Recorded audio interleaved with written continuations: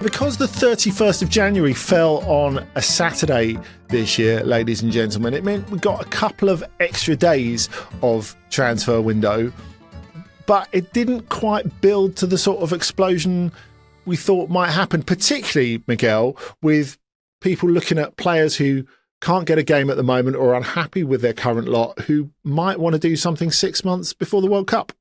Yeah, I mean, it was definitely a quieter window. I mean, you have to look at the kind of usual totalizers and all that sort of thing. But I think there's three factors in this, really. Two maybe bigger than others. One is this classic thing in January where, if you speak to agents, executives at clubs, it's just a bad time to do business. And generally, especially with the way, obviously this has been a bit of a debate this season about the whole kind of sporting director against head coaches, the spread in England, that sort of thing. Clubs generally are quite prepared, and so most of the business does happen in the summer, which means usually anything in January is, if not quite an emergency, there's an element of having to solve a short-term need. And that is not a good time to do business, not a good situation to do business. They're often quoted higher prices. And obviously a lot of clubs now are taking the view that we won't sign anyone in January that we wouldn't sign in the summer. I think that really influenced the Premier League. And there's no getting away from, really, the biggest influence on the global transfer market right now is the wealth of the Premier League. It colours everything else. It's about, I'd say, at least 6 clubs, a third of it, wanted to spend, but they didn't, or were reluctant, or couldn't do it. One is exactly what I said, I suppose, about kind of the January market, but another is the Premier League is next season taking on new rules. It's taking on they finally got it through after years of kind of back and forth about this squad cost ratio, which UEFA already has, and it's replacing the much debated PSR, and that did have an inhibiting effect because ultimately, kind of clubs are working through 2 regulatory systems. So I think that dampened the market. Obviously, then because look, I mean, one of the facts of the football market right now is that European clubs don't have as much money as England, nowhere near. In fact, there's only a few scattered examples of clubs spending. But then the third factor in all this, I think, which is quite interesting, is Saudi, where it does feel like there's more players starting to leave. There's a bit of a mini exodus. Obviously, this comes in a lot of kind of wider debate about the direction of the project. People can look at what's happening with Live Golf, even kind of scaling back Neom. It's incredible we're having these conversations in a football discussion, but there you go. I think there's a bit of ground being prepared for maybe another summer wave, but that's me surmising, rather than necessarily something I know. Yeah, we'll come back to Saudi in a minute, because I think this is an interesting branch of our discussion, Miguel. But there's no doubt, is there, that PSR is in the Premier League is having an effect on global operations. I mean, I think the transfer, I always think, going back years and years and years, something that doesn't have shock value when you look at it as a figure on paper now, but I think was something quite seismic at the time, when Chelsea went out and bought Damien Duff for 16 million. And you thought, oh my God, Chelsea are on a different planet being able to do transfers like this. But actually, it was a massive knock-on effect. If you look at how Blackburn spent that money, money doesn't exist in a bubble. So in terms of stimulating Europe's transfer market, if the Premier League can't get going, no one can get going because no one's receiving money from the Premier League. That's exactly it. It's the flow of cash, isn't it? And in the Premier League, in one of its defences now for how big it is, how wealthy it is, they like to say that, we help fund European football. I don't believe trickle-down economics is a good model for a European game. But yeah, that is currently the reality. And yeah, again, it's related to a lot of old discussions we've had on the podcast before about the international broadcast market and everything related to that, the commercial power. I mean, there is another element to that, I suppose, where I think as well, Premier League, and this is related more to January than the summer.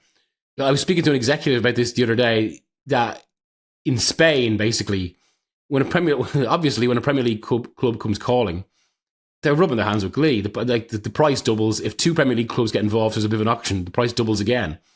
And it goes to levels that they wouldn't ask for most European clubs. Yeah, and I suppose, like, as you've mentioned Spain, we should probably start with Atletico, because they make the biggest transfer outside the Premier League. Not the only transfer they make on deadline day, by the way, but the headline one, Ademola Lookman, comes across. We'll maybe look at the other ones. We'll look at Mendoza particularly afterwards because he's got a bright future.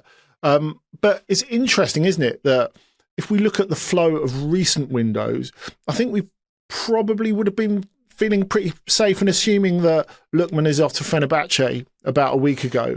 In fact, Atletico swoop in. I mean, how much of Atletico's big splash on transfer deadline day, and you're rightly saying that as before, the biggest clubs, and certainly Barcelona and Real Madrid, really traditionally do not like to do business in the January window.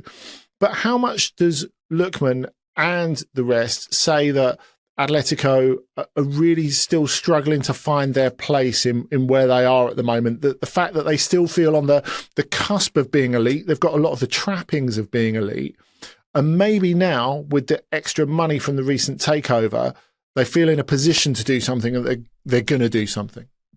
Well, I mean, first of all, I suppose the Lookman sign, that is a classic of what we're talking about, isn't it? They got the money in for Conor Gallagher. They eventually spent it. I know they did other transfers, but there is a bit of a kind of a cause and effect there. And secondly, there's in terms of kind of trying to get to elite level, there is another very interesting dimension with Atletico. So speaking to people around the club over the last 2 days about this, and it's been said in the podcast before, but it's interesting. Now people think that obviously Simeone has been the dominant figure for 15 years, but now Matteo Alemany has come in, and he's basically been appointed to almost offer now a counterbalance to Simeone as the club tries to look to the future. And that has started to influence signings, I think, after years where probably out of all the kind of, for want of a better term, the Super League clubs, the kind of this strand that tried to join the Super League in April 2021, Atletico have probably been the biggest wheeler dealers in that sense. In that, there's just obviously what's characterised Simeone's entire time at the club has just been kind of, massive change to a real kind of turnover of players every single season. Almost as you kind of try to maintain a certain intensity. And with Alemany coming in, as they look to the future, I think, but A, Simeone wants players who can win now. That's always been a big thing. But B, I think Alemany is trying to build up to a bit more medium to long term. And some of the signings now reflect that. So there is, I don't want to say tension, because I think that's the wrong word. But it's a bit of a potential approaching a fork in the road, maybe in Atletico's modern history. So it's like a power realignment rather than necessarily a power struggle. Yeah, exactly. Yeah. And even Simeone himself, I suppose, has been talking more about what he might do eventually.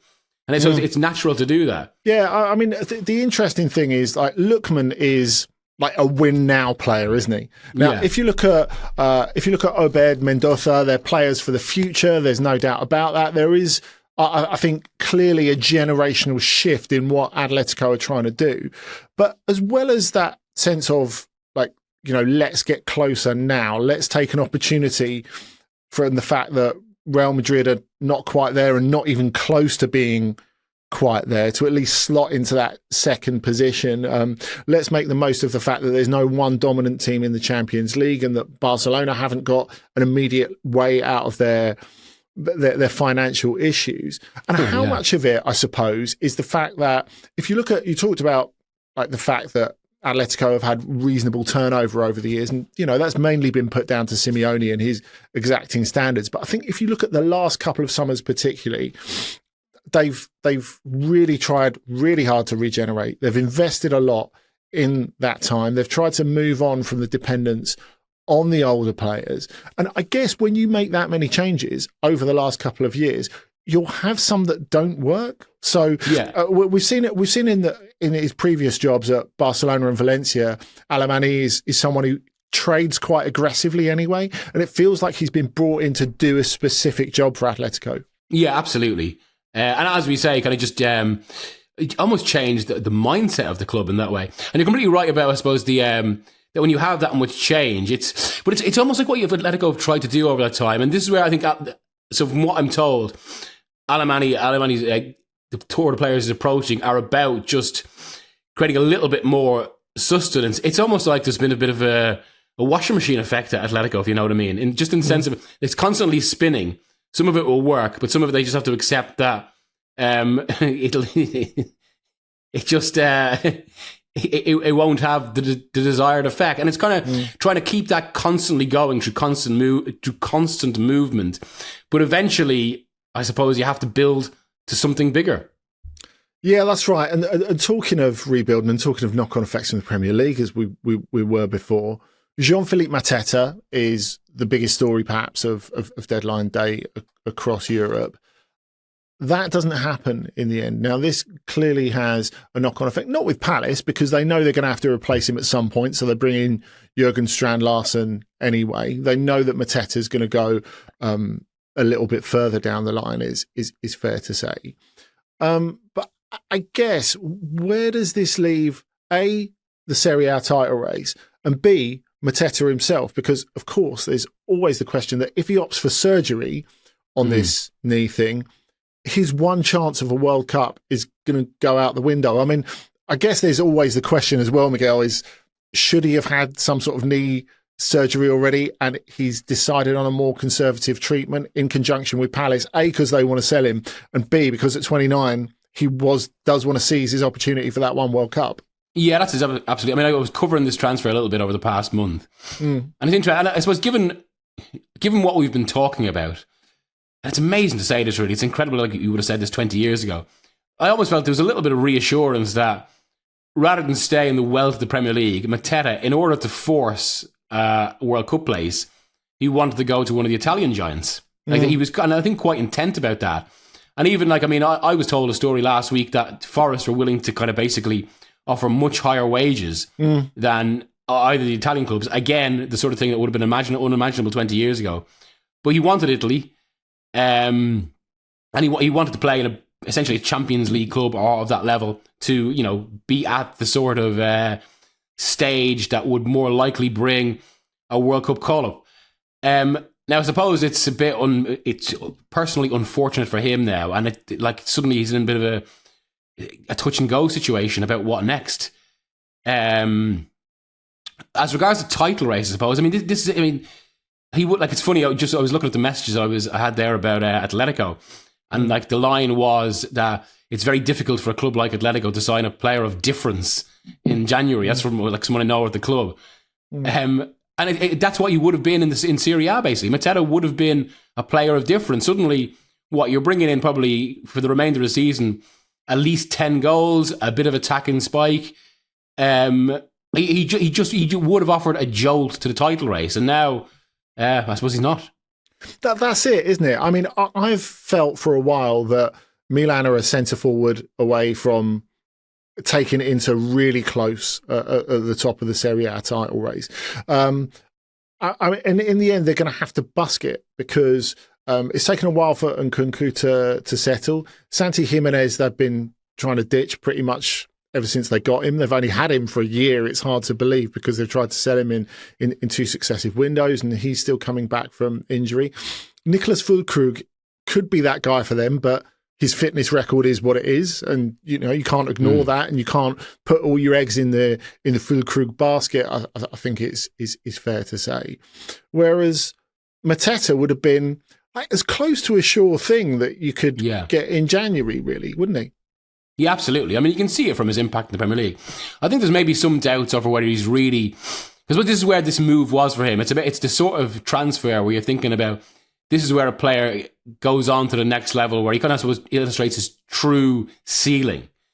And maybe there has been some doubts in the Premier League, because I know some of the wealthy Premier League clubs considered him. Manchester United have had a look in the past, and maybe there's some doubts of whether he's can actually reach that sort of elite level. But there is still significant impact there, and it's interesting you say that. I suppose. I mean, it does. Maybe the biggest influence on the Italian title race now isn't more as in a signing, but actually less in that Napoli don't have a European campaign now. So, suddenly they're freed. That might have been the biggest development in January. It's fair to say. I mean, it's interesting, isn't it, with Mateta? I mean, there's a lot to be lauded in that choice of being interested. Of course, there was mutual interest from Juventus, but they couldn't find the right formula financially with Crystal Palace as well. But there is a sense of where Serie A's at the moment.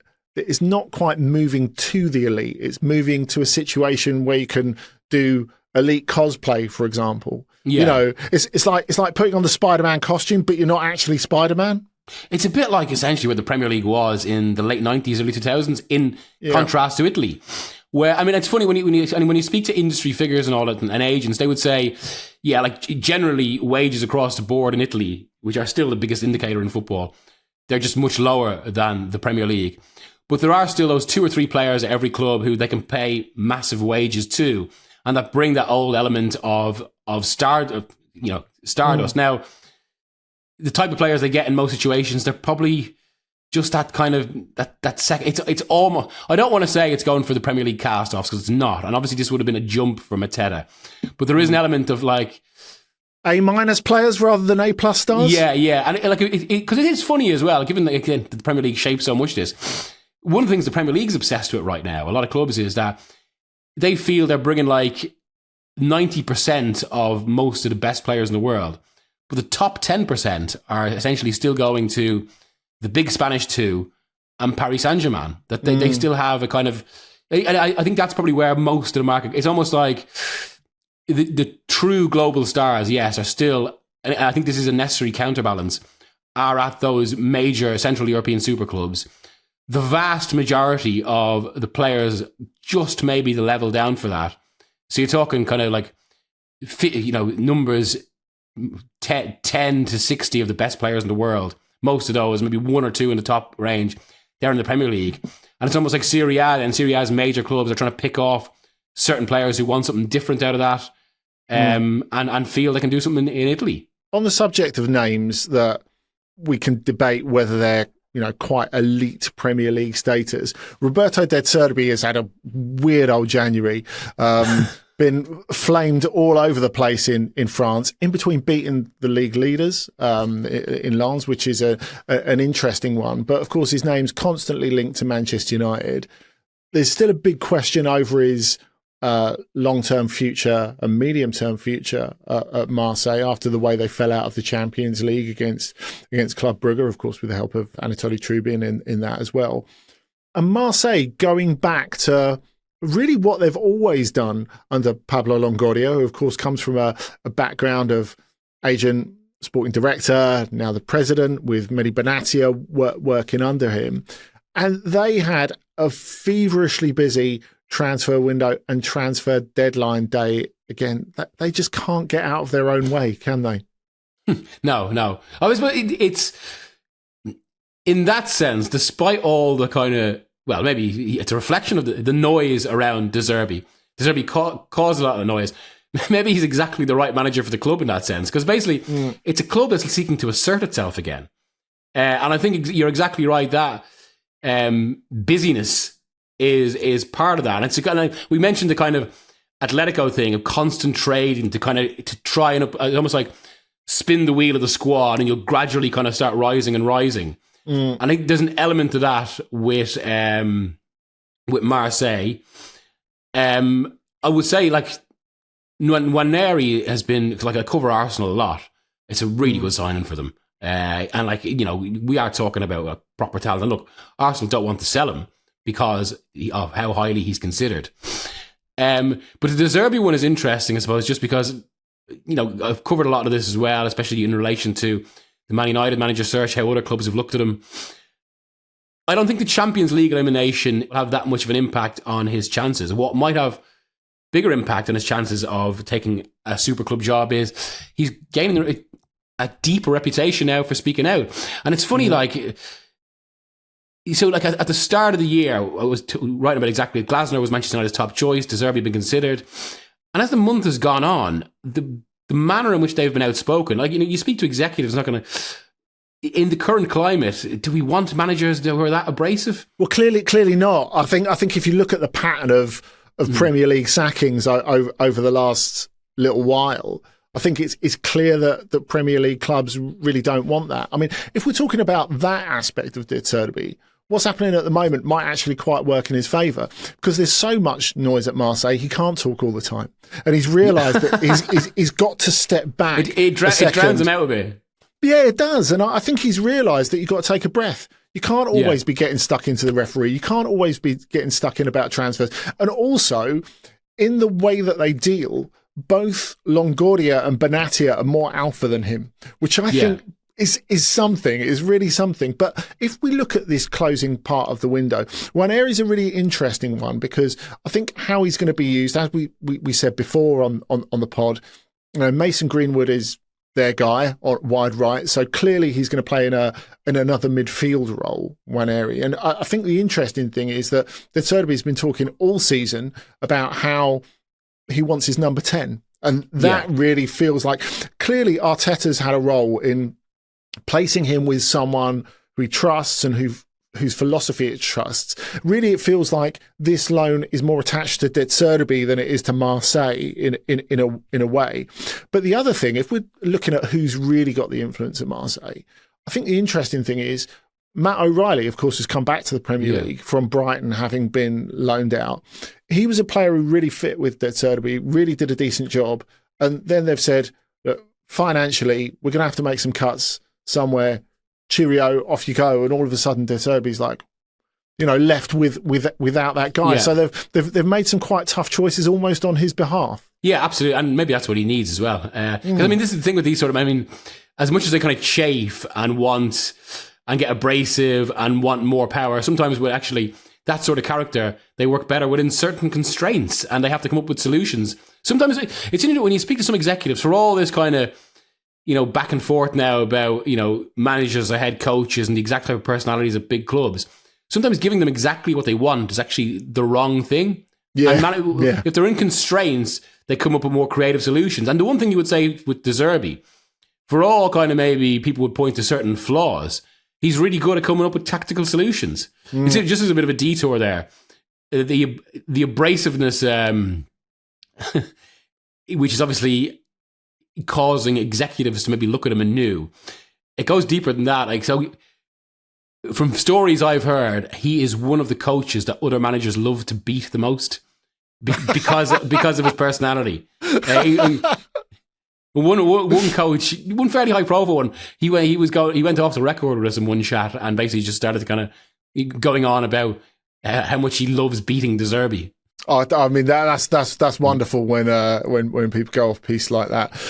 But talking of going off piste, there is one major transfer window still open. If we're looking for players who are looking to change something in the second half of the season, the Turkish Super League transfer window is open until Friday. I think if I was going to look at a club to really do something in that time, of course, I expect Galatasaray will make a signing or two before the end. They want a midfielder. But it feels to me like Fenerbahce will be busier. Firstly, because they haven't won the Super League in over a decade now, so it's a really big deal to them. Secondly, because it looks like John Duran is on the way out. It looks like he's going to Zenit St. Petersburg. Of course, they took on all of his Al Nassr wages. Now, just get your head around that. For his loan period, they paid in for all of his Al Nassr wages. That is a lot of money. Me and Lars spoke about that on the pod before. So they're going to have some financial latitude to spend. Well, Duran's wages from Saudi, that's like 2 or 3 players, isn't it? So have you got anyone in mind that you think might end up there? Well, you see, the thing about the Turkish market, I suppose, it's almost become a bit of a pressure valve for European football. Obviously, you don't have as much money as Saudi, but you've got considerable money, especially among the big 3. And also, as you say, it's open later, so suddenly it gives an option. But all equally, crucially, unlike Saudi, and where there's a counterbalance in not having the money, it's got European football. Exactly. So it's always occupied this interesting place in the transfer market, especially with how it stays that open that bit longer. It is one of those where big clubs will basically look to, it's about regulatory release now, isn't it? A player that can get off the books. Or, as we've seen with Osman before, suddenly it can create a bit of an alternative route for a player. Like someone who might want to make their way up to kind of one of the big 5 leagues, but have been limited by circumstances, as we did see with Osman as well. Turkey offers just that diversion that can basically get you back up. In terms of players to go right now, though, I'm just kind of thinking about kind of the major clubs across Europe who'd need. Again, I suppose most would have preferred to bring someone in. I mean, I kind of half wonder if like there's a Mateta out there. Yeah, You yeah, know, yeah. I think, you know, even if there's some sort of doubt over his fitness, I think that is something that would not stop a Yeah, deal absolutely. Yeah, yeah. happening there. And there's an uncomfortable situation at the moment, especially with Strand Larsen coming in. I guess the question is, can Palace live with it, and can Mateta live with it? Yeah, exactly. Yeah. And I suppose, I mean, maybe for the first time this year, Palace will feel they've got actually a bit of depth now, given they've had the theme of the last 2 years have been players being taken off them. And I suppose an element with Strand Larsen is obviously it's certainly not like for like, and it's not quite kind of cause and effect. But there is an element of they brought in Strand Larsen expecting a significant outgoing, and now they potentially need it.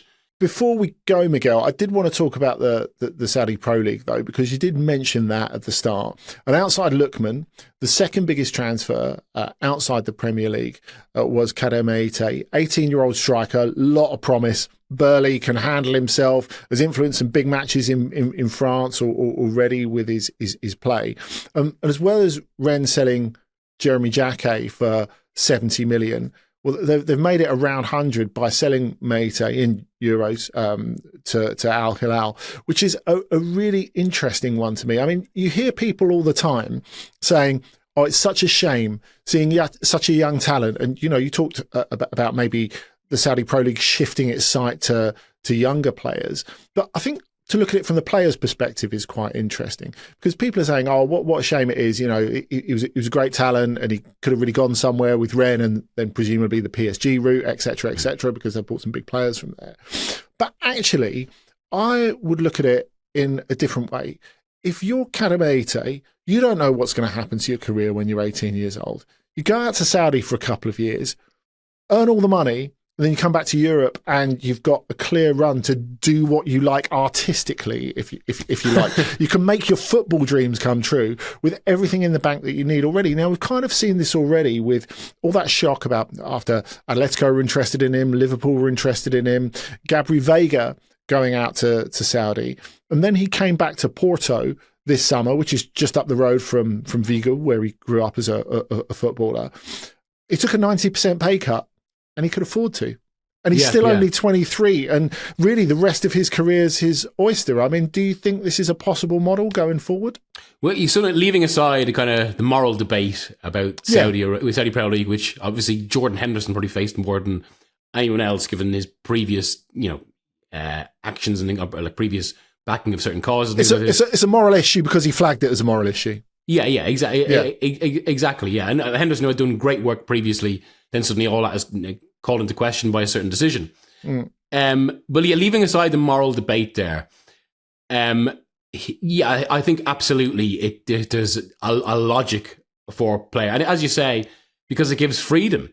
And I can remember when the first wave of the Saudi Pro League started, obviously a lot of us were talking to people in the industry about why players go. And there was a definite sense. I remember a line someone said to me was, if you're in that bracket, just so it's like I suppose we're talking about the kind of the profile of the best players in the world and that kind of ranking.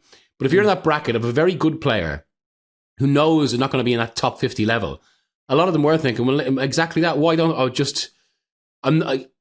if I follow the traditional route, I might not make the wages I possibly... Well, I might get close to these sort of wages. This basically secures my family for a generation, if not more. And then, as you say, yes, they can spend 2 years there, because it has to be 2 years because of how much they have to pay back in tax. Although that has been debated a little bit. And then come back to you. I mean, Ruben Neves is another one, given that he was on a lot of clubs' radar this January as well. He was probably one of the ones that was seen as like, this is a bit of a waste, a player that, a rare midfielder like this who a lot of clubs would have wanted. And he just goes to the Saudi Pro League. But yeah, I think absolutely players of that level, they will see it as a way to basically just, I can secure my career and then maybe I can make some nicer choices that wouldn't get the same debate as going to Saudi Pro League. Yeah, exactly. Well, just to finish, Miguel, I do want to ask you for your signing of the window. So, I mean, let's be fair, it has been thin. Yeah. It's not been a great win, but I think one of the most interesting ones, especially given all we're talking about in terms of kind of the power dynamics of the window, what players go where. I think Paris Saint-Germain getting Dro Fernandes from Barca is pretty significant. I mean, the way they got him, basically activating that release clause, taking advantage of maybe a situation where a young player didn't feel he was as admired as much as he should be at his hometown club, and also because this is Paris Saint-Germain again, for all the discussions you could have there about the Qatari ownership and also the previous strategy of the club, they have suddenly developed a real trend for having the best young players in Europe. And it's a really interesting one, isn't it? That obviously the money's a part of it and the release clause is a part of it as well because it paves the way to the move. But what's interesting to me is he thinks he's going to get more games at PSG than he'll get at Barcelona. Yeah. And I mean, I suppose there is one difference in Paris Saint-Germain. The French title has obviously been, or the French league has obviously been better this season. PSG have had more struggles. There's still that sense when it gets to the business end, Paris Saint-Germain properly pull away, and maybe there's more space. And then they're kind of looking at it. I think it's why they will end up being considered as favourites for the Champions League again for exactly that reason. But I suppose that's where it allows more rotation. I suppose that he could end up getting more minutes. But I suppose what you really want, especially for a player of his talent, is to actually be in the team for the biggest games. And maybe that's where there's still a question. Yeah, and I guess that the way that PSG have gone and the way that they've enabled those younger players. So you look at the fact that Desiree Doué played his way into the team and played his way into becoming the best player in the Champions League final, didn't he? Yeah. Well, even last week, I remember in the Newcastle game, Kvaratskhelia goes off injured and Doué comes on. Doué occupies his head. I mean, it's quite a depth. But it does feel meritocratic on the other hand, doesn't it? That's the thing about them moving away from the star model, I suppose. I mean, my signing of the window, no surprise really. I've gone for Endrick joining Real Madrid from Lyon. Only a loan, but I don't think that is such a big deal that it's only a loan. Because if they were buying a player like him, well, it would essentially only be a loan until they sold him to someone better anyway. So exactly, yeah. Once you take the finances out of it, and of course Real Madrid are still picking up a load of the wages. But I think really the fact that he's really, as we said on last week's OTC, given this incredible dynamism to Lyon, who were a good team without a proper centre forward, and to the French league, really, in a year where it really needed it. Because, I mean, you touched on it just then, didn't you? The fact that you still have that feeling that gravity's going to have its effect, PSG are going to pull away. And because of how it is financially, it doesn't feel as if that's going to change in the near future unless clubs like Lyon and Lens and others can really get their thinking caps on and find a way around this, because there's no immediate TV horse coming over the hill, is there? And also I think another really interesting or significant element of this transfer is, and it's a bit like this with Nwaneri at Marseille, it's necessary spread of talent. I mean, again, touching on a lot of the themes we discussed about, one of the great tragedies of modern European football is concentration of wealth and talent in so few clubs. Whereas one of the great virtues, the historic virtues of European football is, talent being spread, teams from most of the continent being able to put up some sort of sparkle and magic. And this, especially given the historic associations with Lyon, it's amazing how this is flipped on its entirety. Because, I mean, the great Lyon that I would consider, one from 20 years ago, obviously they made a virtue of signing young players, building them up, and then selling them on to Real Madrid. There's some famous examples there. Whereas now it's the way the market has gone, it's the opposite. The wealthiest clubs have got in on the ground floor in terms of kind of young talent, and now they're farming them out to the likes of Lyon. Yeah, I mean, there is some sort of historic element to this. You think not just of the Brazilians at Lyon, but actually without the relationship created between Lyon and Real Madrid by the Benzema transfer, which is going back nearly 17 years now, this doesn't happen, does it? Yeah, absolutely. Yeah. The market has completely morphed in that way, and it's been flipped on its head.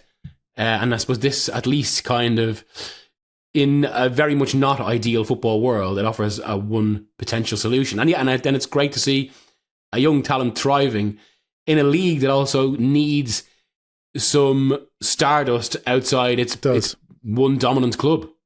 It does, and I think you have that sense as well that Endrick is really enjoying it. He's like, Yeah. oh wow, there is life outside elite clubs, and I can score goals and be a star, and it's still fun. Yeah.